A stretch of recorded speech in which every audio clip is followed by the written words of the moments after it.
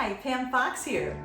I would like to share some of the techniques and processes I use to create this piece.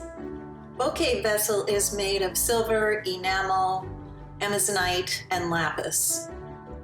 Here I'm starting with a sheet of silver and I scribe a line into it so that I can cut it into a strip. Now I'll take this and I'll bring it to my Beverly shears, one of my most loved tools, and cut the strip. This works so well, nice and even. Now this strip here, I'm going to make it nice and flat so I can fit it into my dapping block. I want to make this convex so that I can use it as a frame around my enamel pieces. The dapping block was something that my father made for me. I could have gotten it from a jeweler's supply, but anyway, I'm very sentimental about this particular tool here. Now you see I'm going through, and now that I'm done, I'm putting this texture on it. I like the contrast with the smooth enamel.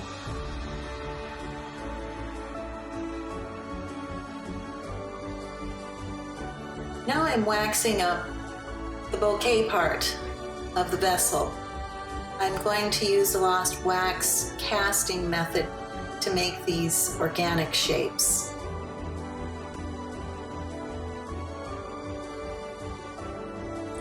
This part is the lid. I'm trying to fit it on my copper pieces that have yet to be enameled.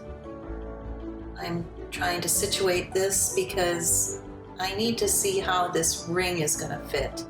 I've already cast this ring and I want to make sure that it sits in the bouquet properly. Now I polish the ring and get it ready to set stones in with rivets. My next step is going to be casting that wax shape you saw. I've just put the flask in the vacuum caster. Now I'm getting the molten silver. It's at about a little over 1800 degrees. And I'm going to pour it in that flask while there's a vacuum that's pulling all of the bubbles and gives me a real nice dense casting. I'll let this cool down a couple minutes and then I quench it and then I clean the plaster off of it. So at this point, little wax bouquet shape you saw is ready to be metal finished. And so I'll do a lot of grinding and polishing with it.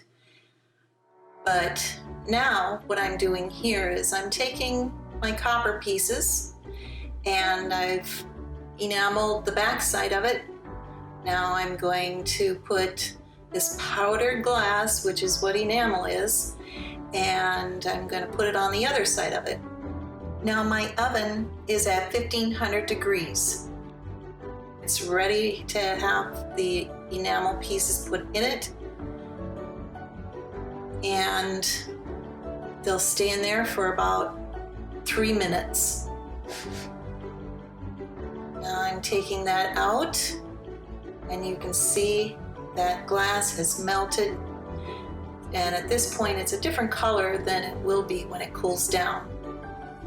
Here I'm starting to solder together the frame that's going to hold those enamel pieces, and I want to make sure everything fits nice and tight. I want everything to be as precise as I possibly can make it. Here I'm soldering the lid that I'm going to put the bouquet piece on, and I've got a little spot here that I still want to solder. It isn't quite the way I want it to be. So I'll solder it and then I'll metal finish it. Right here, I've got my pieces of enamel. I'm fitting it in my little frame.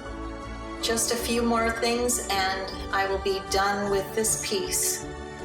Here it is completed. You can take the ring out, wear the ring, and when you're not wearing it, you can still enjoy it. Well, thanks for watching my presentation. I hope to see you sometime at one of our wonderful art festivals.